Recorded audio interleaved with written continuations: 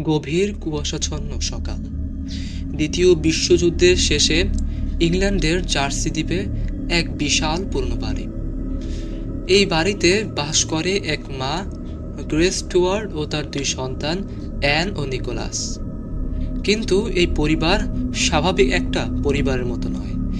এই পরিবারের দুই বাচ্চার রয়েছে বিরল রোগ, ফটোসেন্সিটিভিটি।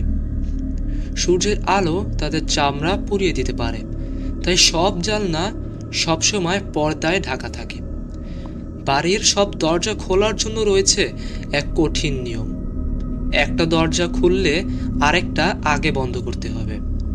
গ্রেস একা হাতে তার সন্তানদের রক্ষা করে চলেছেন। তার বিশ্বাস এবং নীতিতে তিনি অটল। একদিন তিনজন নতুন চাকর হাজির হয়, মিসেস মিলস, মিস্টার টাটল ও বোবা তরুণী লিডিয়া।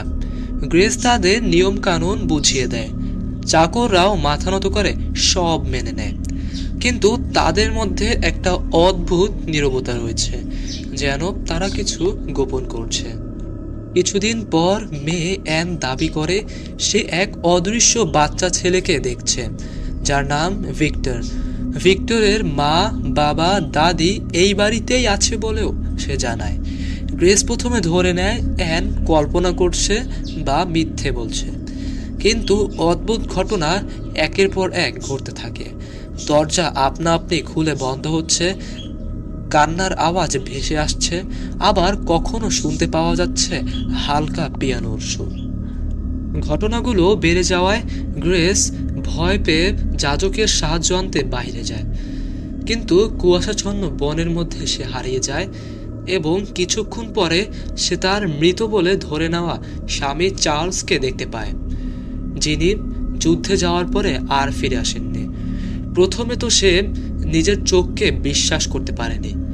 পরবর্তীতে সে চার্লসকে জড়িয়ে ধরে এবং তাকে বাড়িতে নিয়ে আসে। চার্লস বাড়ি ফিরে এসেছে, কিন্তু অদ্ভুত রকম বিমর্ষ। সে কিছুদিন বাড়িতে থাকে, কিন্তু ছেলেমেয়েদের সাথে সে দূরত্ব বজায় রাখে, আর শেষে আবার চলে যায়, বলে আমাকে আবার যুদ্ধে যেতে হবে। চার্লসের আচরণ গ্রেসকে আরো বিষণ্ণ করে তোলে। চার্লস রাতের অন্ধকারে বাড়ি থেকে বেরিয়ে যায়। গ্রেস সকালবেলা ঘুম থেকে উঠে দেখে ঘরের সকল দরজাগুলো খোলা এবং পর্দাগুলো কে জানি সরিয়ে রেখেছে, যা বাচ্চাদের জন্য বিপজ্জনক। এতে গ্রেস প্রচণ্ড রেগে যায় এবং তার চাকরদের ডেকে এই সম্পর্কে জিজ্ঞাসা করে, কিন্তু তারা বলে এই কাজ তাদের নয়। কিন্তু গ্রেস তাদের উপরই সন্দেহ করছে। সে সিদ্ধান্ত নেয় চাকরদের বাড়ি থেকে বের করে দেবে। গ্রেস নিজ হাতে তিনজন চাকরকে বাড়ি থেকে বের করে দেয়। চাকরদের বাড়ি থেকে বের করে দিয়ে গ্রেস পুরো বাড়িতে পর্দাগুলো খুঁজতে থাকে। এক পর্যায়ে সে খুঁজে পায় একটা পুরনো ট্রাঙ্ক। ভেতরে থাকে ডেথ ফটোগ্রাফি অ্যালবাম। সে দেখে অ্যালবামে আছে মৃত মানুষদের ছবি, যাদের একদম জীবিতদের মতো সাজিয়েই ছবি তোলা হয়েছে। আর অবাক করার বিষয় তো এইটা যে মিসেস মিলস, মিস্টার টাটল আর লিডিয়ার মৃতদেহের ছবিও সেই অ্যালবামে আছে। গ্রেস আতঙ্কে কেঁপে ওঠে। তারা তো আরো আগেই মারা গেছে, তবে এতদিন যারা বাড়িতে কাজ করছিল তারা কারা? এদিকে অ্যান আর নিকোলাস বাড়ির ভিতরে অদ্ভুত ভয় পেতে থাকে।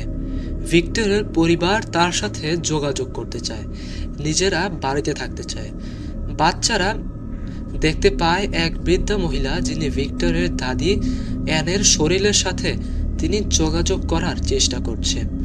গ্রেস ছুটে আসে এবং বৃদ্ধাকে আক্রমণ করে, এবং হঠাৎ করে সমস্ত ঘটনা অন্যদিকে চলে যায়। আমরা দেখি আসলে যারা ভূত তারা হলো গ্রেস এবং তার সন্তানরাই। ভিক্টরের পরিবার তো জীবিত মানুষ, তারা নিজেদের বাড়িতে আত্মাদের তাড়াতে চেষ্টা করছে। সব স্মৃতি ফিরে আসে। গ্রেস মনে করতে পারে কিভাবে যুদ্ধের সময় মানসিক ভারসাম্য হারিয়ে সে কাঠের তক্তা দিয়ে নিজের সন্তানদের মেরে ফেলে এবং পরে রাইফেল উঠিয়ে নিজেও আত্মহত্যা করে। তারপর থেকেই তারা এই বাড়িতে আটকে আছে, নিজেদের মৃত্যুর কথা ভুলে গিয়ে অদৃশ্য আত্মা হয়ে বেঁচে আছে।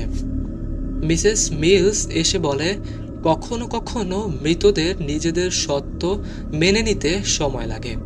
গ্রেস এখন বুঝতে পারে তারা কখনোই আর এই বাড়ি ছাড়বে না, এটাই তাদের ঘর।